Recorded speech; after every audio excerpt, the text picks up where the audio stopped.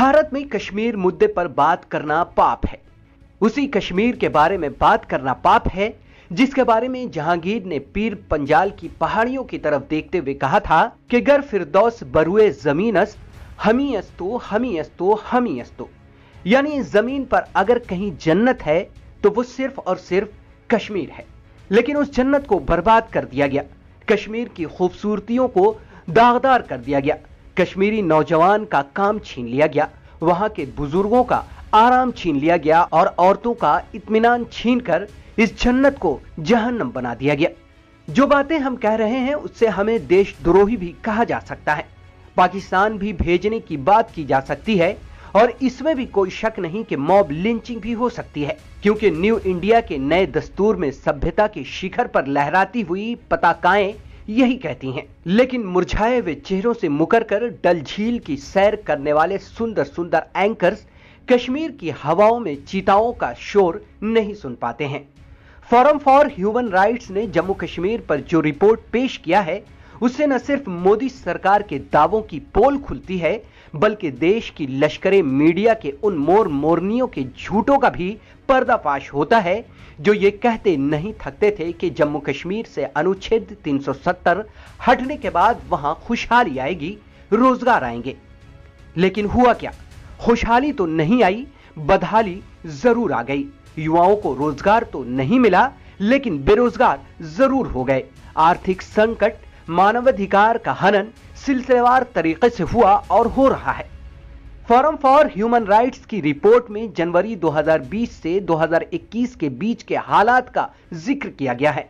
इस रिपोर्ट में कहा गया है कि अनुच्छेद 370 के हटाए जाने के बाद सिलसिलेवार तरीके से राज्य में मानवाधिकार का हनन तो हुआ ही है, लेकिन जो सबसे ज्यादा चिंताजनक बात इस रिपोर्ट में कही गई है वो राज्य के नागरिकों की सुरक्षा को लेकर कही गई है। रिपोर्ट में कहा गया है कि राज्य में लॉकडाउन के बाद से हालात गंभीर हो चुके हैं। पिछले साल आईईडी ब्लास्ट, ग्रेनेड हमले और क्रॉस फायरिंग में नागरिकों और सुरक्षा बलों की मौत हुई है।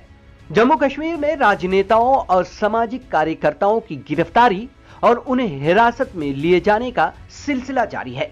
क्रॉस बॉर्डर फायरिंग और आतंकी हमले में नागरिकों की मौत हुई है और कई घर तबाह हो गए हैं। राज्य में कई बार इंटरनेट पर प्रतिबंध के आदेश दिए गए हैं। कोरोना महामारी की वजह से लगाए गए लॉकडाउन की वजह से राज्य की अर्थव्यवस्था पर बहुत बुरा असर पड़ा है। इतना ही नहीं, राज्य में महिलाओं के खिलाफ होने वाले अपराध में भी बढ़ोतरी हुई है। फोरम फॉर ह्यूमन राइट्स ने इस सिलसिले में मेहराम वुमेन सेल, जो कश्मीर में एक सक्रिय एनजीओ है, के हवाले से बताया है कि घाटी में महिलाओं के घरेलू हिंसा के मामले में बढ़ोतरी हुई है। लेकिन इससे भी भयावह यह है कि राज्य में पिछले कुछ महीनों में सेना और सरकारी अफसरों पर भी सेक्सुअल मिसकंडक्ट के भी आरोप लगे हैं। इंटरनेट बंद रहने और लगातार बिजली की आपूर्ति में कमी होने से राज्य की अर्थव्यवस्था पर दोहरी मार पड़ी है। राज्य के बच्चों की पढ़ाई लिखाई की स्थिति पर गहरा असर पड़ा है। यह कहा जा सकता है कि मोदी सरकार के डिजिटल इंडिया का नारा कश्मीर के बच्चों के लिए महज एक फरेब से कम नहीं है, जो उन्हें 6G के दौर में भी 2G चलाने को मजबूर किया गया है। इसके अलावा रिपोर्ट में राज्य में प्रेस की स्वतंत्रता को लेकर भी सवाल खड़े किए गए हैं। मई 2020 में नई मीडिया पॉलिसी के जारी किए जाने के बाद पिछले 6 महीनों में सिलसिलेवार इसका इस्तेमाल मनोवैज्ञानिक रूप से मीडिया कर्मियों को डराने के लिए किया गया है, जिसमें शारीरिक प्रताड़ना, समन, छापेमारी और न्यूज़पेपर के दफ्तरों को सील करने की प्रशासनिक कार्रवाई शामिल है। अनुच्छेद 370 हटाए जाने के बाद कश्मीर में विरोध प्रदर्शन को रोकने के लिए कई लोगों पर पीएसए भी लगाया गया। पीएसए वो कानून है जो लकड़ी की तस्करी करने वालों के खिलाफ बनाया गया था।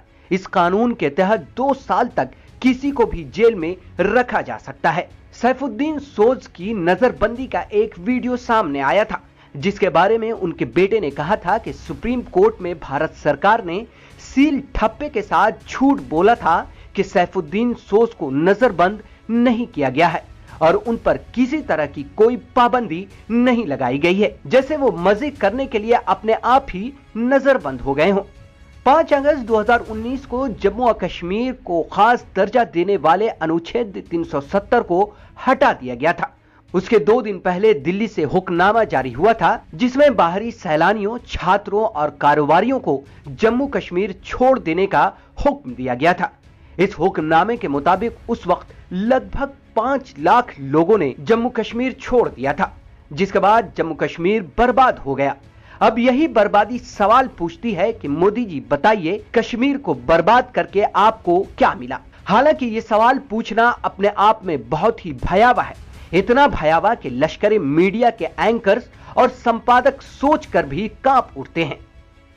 इस वीडियो में इतना ही। अगर आपने अब तक द वीपीएन टीवी को सब्सक्राइब नहीं किया है तो अभी करें, इसे लाइक और शेयर जरूर करें। तब तक के लिए दीजिए इजाजत। नमस्कार।